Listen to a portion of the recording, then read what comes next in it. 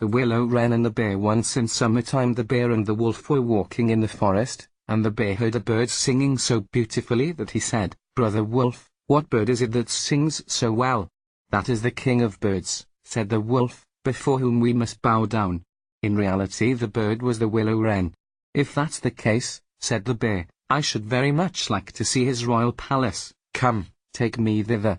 "That is not done quite as you seem to think," said the wolf. "You must wait until the queen comes." Soon afterwards, the queen arrived with some food in her beak, and the Lord King came too, and they began to feed their young ones. The bear would have liked to go at once, but the wolf held him back by the sleeve, and said, "No, you must wait until the Lord and Lady Queen have gone away again." So they took stock of the hole where the nest lay, and trotted away. The bear, however, could not rest until he had seen the royal palace, and when a short time had passed, went to it again. The king and queen had just flown out, so he peeped in and saw 5 or 6 young ones lying there. "Is that the royal palace?" cried the bear. "It is a wretched palace, and you are not king's children, you are disreputable children."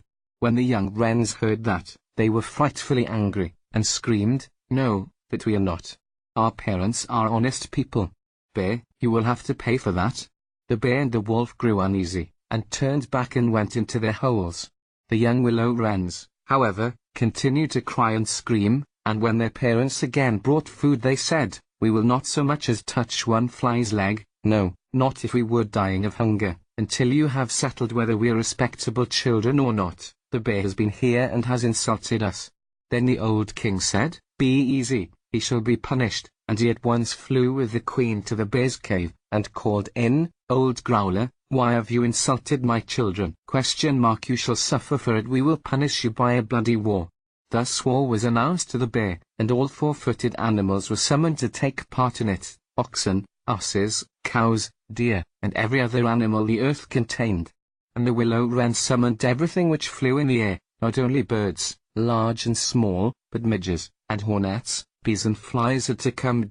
When the time came for the war to begin, the willow-wren sent out spies to discover who was the enemy's commander-in-chief. The gnat, who was the most crafty, flew into the forest where the enemy was assembled, and hid herself beneath a leaf of the tree where the password was to be announced. There stood the bear, and he called the fox before him and said, "Fox, you are the most cunning of all animals, you shall be general and lead us." "Good," said the fox, "but what signal shall we agree upon?" No one knew that, so the fox said, "I have a fine long bushy tail, which almost looks like a plume of red feathers. When I lift my tail up quite high, all is going well, and you must charge, but if I let it hang down, run away as fast as you can." When the gnat had heard that, she flew away again, and revealed everything, down to the minutest detail, to the willow-wren. When day broke, and the battle was to begin, all the 4-footed animals came running up with such a noise that the earth trembled.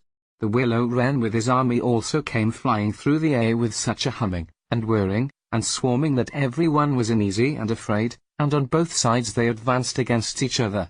But the willow-wren sent down the hornet, with orders to settle beneath the fox's tail, and sting with all his might.